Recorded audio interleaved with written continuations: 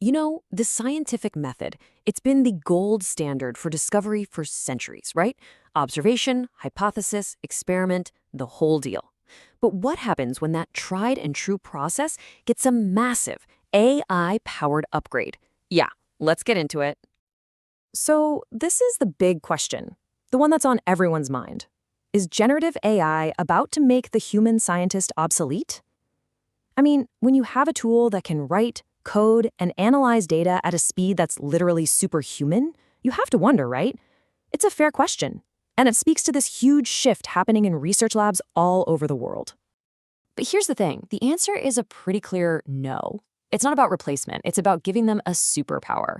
Seriously, think of AI as the ultimate co-pilot, or the best lab assistant you could ever imagine. It handles the heavy lifting, all that insane data processing, which frees up researchers to do what we humans do best. Think critically, ask those really profound questions, and make those creative, intuitive leaps. Okay, so a superpower sounds cool, but what does that partnership actually look like day to day? Let's break it down, starting right at the very beginning of any research project. We'll call this phase one the spark. This is all the foundational stuff. You've got to define your question, wade through a mountain of existing research papers, and then form a solid hypothesis. It's absolutely crucial, but man, it can be a real slog. This is a huge bottleneck that can stall a project for months, sometimes even years, before a single experiment even gets run. And this is where that partnership really starts to shine. On one side, you have AI's incredible power of scale. It can brainstorm dozens of research questions or chew through an entire field's literature and give you a summary in an afternoon. But, and this is a big but, on the other side, you have the human's non-negotiable role. They have to be the quality control, making sure the AI's ideas are actually testable, scientifically sound, and that its sources are even real. Because, let's be honest, AI can and definitely does make stuff up. And hey, this isn't some sci-fi future. This is happening right now. Researchers are already using tools like Perplexity.ai to formulate better questions and Elicit to run massive literature reviews. We're talking about turning weeks of tedious work into a matter of hours. It's a total game changer. All right, so you've got that rock-solid hypothesis. Now it's time to head into the lab and get your hands dirty. Or, in this case, we'll call it phase two, the digital lab. This is where the core experimentation really kicks off. This is the heart of the scientific grind. You're meticulously designing your experiments, collecting your data, and then trying to find that one elusive signal buried in all the noise. It's painstaking, it's essential, and it's often the most labor-intensive part of the entire project. In this phase, the roles evolve again. The AI basically becomes the workhorse. It automates all that tedious data cleaning and can even generate synthetic data when real-world samples are hard to come by. But the human is still the architect. They're designing a reproducible experiment and, critically, they're validating the quality of any AI-generated data to make sure it's not leading them down a dead end. And the tools here are just incredibly powerful. Scientists are using Python libraries to design super complex simulations, tools like the Synthetic Data Vault to bolster small data sets, and of course, platforms like TensorFlow and PyTorch to find patterns that would be completely invisible to the naked eye. Okay, so you've had the idea, you've run the experiment, you've analyzed the results. Now for the crucial part, sharing it with the world. This is phase three, the final mile.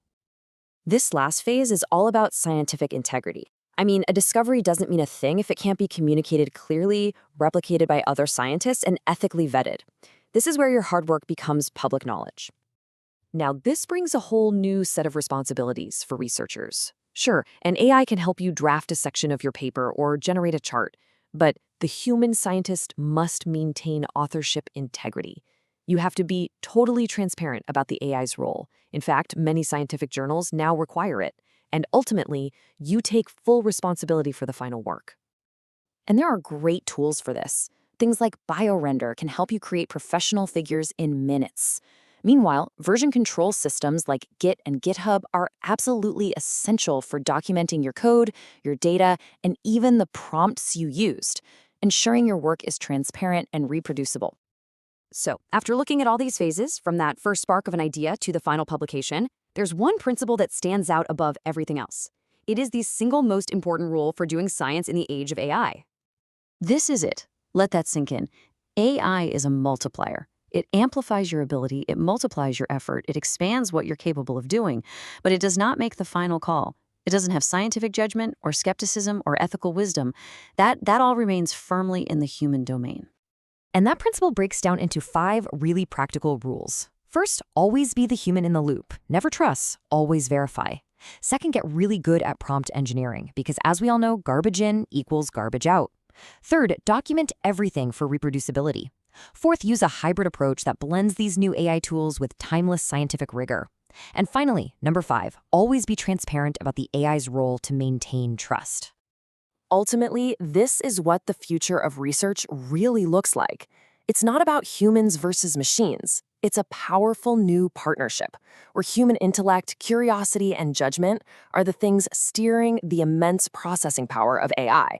The result? We get to ask bigger, deeper questions and find the answers faster than ever before. So I'll leave you with this thought.